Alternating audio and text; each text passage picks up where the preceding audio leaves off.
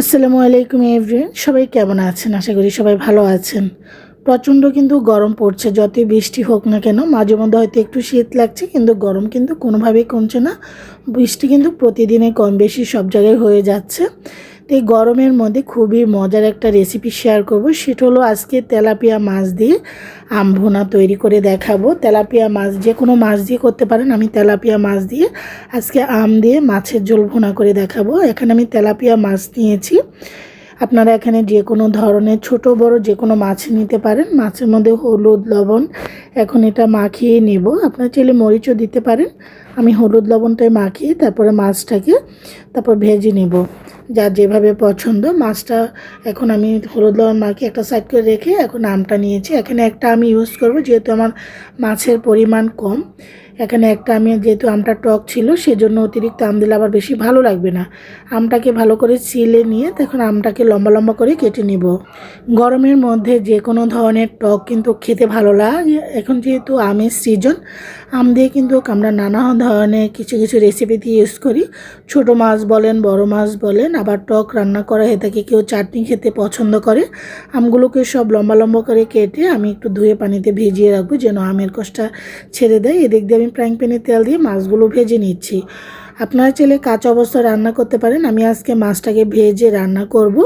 মাছগুলোকে উল্টিয়ে দিচ্ছি। মাছগুলো আমি একটু লাল লাল করে ভেজে আজকে মাছের আম দিয়ে মাছ ভুনাটা করে দেখাচ্ছি। এই মাছ দিয়ে আম ভুনাটা খেতে কিন্তু অনেক বেশি ভালো লাগে।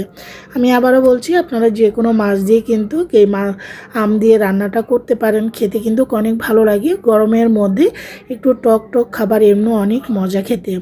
যারা টক খেতে পছন্দ করেন তারাই কিন্তু আজকের এই লোভনীয় রেসিপিটা অবশ্যই পছন্দ করবেন।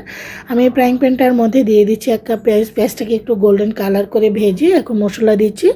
1 চামচ রসুন বাটা, 1 চামচ আদা বাটা, 1 চামচ হলুদের গুঁড়া, 1 চামচ মরিচের গুঁড়া, একটু পানি একটু লবণ দিয়ে মশলাটাকে কষিয়ে নিব। তবে আমি বেশি এখানে অন্যান্য ধনিয়া জিরার গুঁড়া ইউজ করব না, যেহেতু একেবারে সিম্পল আম দিয়ে রান্না করব। তাহলে আমের যে ফ্লেভারটা সেটা ভালো লাগবে না। সেজন্য আমি এখানে ধনিয়া জিরার গুঁড়া গড়েগুলো দিইনি। যেহেতু মাছ অত বড় মাছ নেই, এটা তেলাপিয়া মাছ প্রায় 1.5 কেজি ওজনের। মাছটাকে আমি মশলাটা একটু কষিয়ে তারপর আমটা দিয়ে দিচ্ছি, কারণ আমটা নরম হয়ে যাবে। আমি লাস্টে দিব না, আমটা কষিয়ে নিয়ে আবারও মাছটার সাথে একটু আমটা কষিয়ে তারপর আমি ঝোলটা অ্যাড করব। তো এখন দিয়ে দিচ্ছিলো পানি, যেটার মধ্যে আমি মাছটাকে মেখে নিচ্ছিলাম হলুদ লবণ দিয়ে। তো এখন দিয়ে তারপর এখন নেড়ে চেড়ে ভালো করে মিক্স করে তারপর এটাকে রান্না করে নিচ্ছি। একটু ঝোল ঝোল রাখবো, একটু ঝোল না রাখলে কিন্তু খেতে ভালো লাগবে না। যেহেতু আম দিয়ে রান্না করছি, একটু ঝোল টাইপের হলে এটার টেস্টটা কিন্তু দারুণ আসে।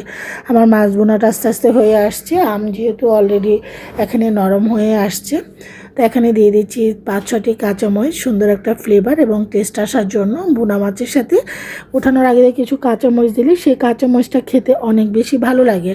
আমটা কিন্তু সিদ্ধ হয়ে গিয়েছে। মাছ নামিয়ে 5 মিনিট রেখে চলে সার্ভিং করার জন্য এখানে একটা সার্ভিং বাটি নিয়েছি। এখন সার্ভ করে নিচ্ছি। আলহামদুলিল্লাহ, এত মজা হয়েছে। তা আমার ছোট বাচ্চারা পর্যন্ত খেয়েছে, ও খুব পছন্দ। যেহেতু গরম পড়েছে, অনেক গরম, কিন্তু বৃষ্টি ঠিকই হচ্ছে। আশা করি সবার ভালো লাগবে। সবাই ভালো থাকেন। আল্লাহ হাফিজ।